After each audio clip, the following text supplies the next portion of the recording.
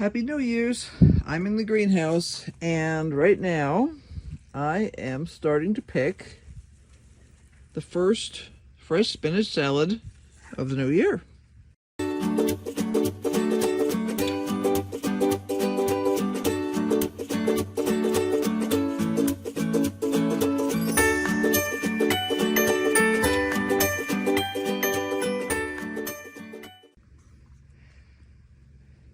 Happy New Year's. I'm in the greenhouse and right now I am starting to pick the first fresh spinach salad of the new year. This is a batch of spinach that I started. It's seaside spinach from Johnny's. I started, I don't know, a while ago. But it's been growing really slowly because with the decreasing daylight and also it's chilly. It just doesn't have a lot of get up and go, but look how healthy it is. I've already picked some, and I'm going to pick enough spinach, fresh spinach, baby, for us to have a spinach salad tonight. What a great way to start the New Year's.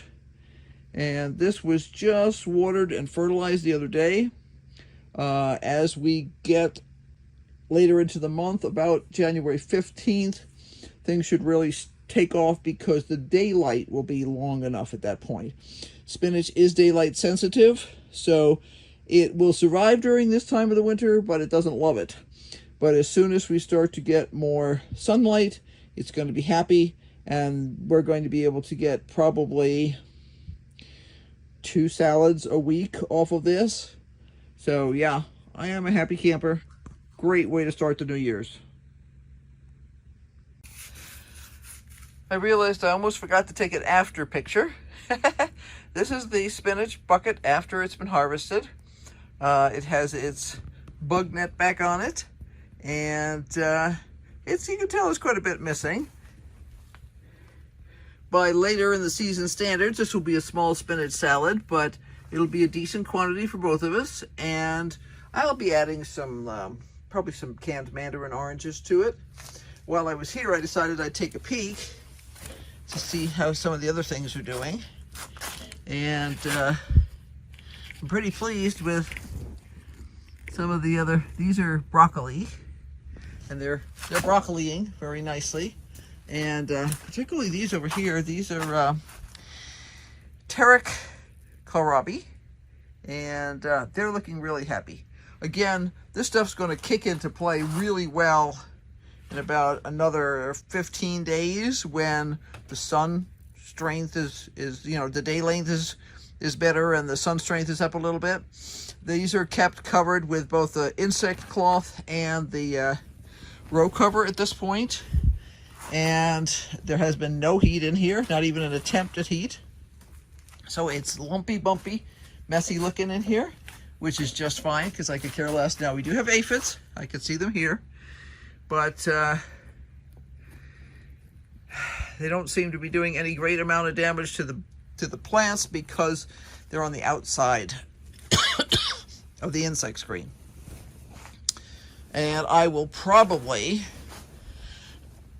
in the next week or so, when we have a nice warm day, take this all off, get it cleaned off and things like that. There are other plants under here, including more broccoli. There's more broccoli in here. Let's see. I have some new insect screening, so I'll be able to cover more of these pots.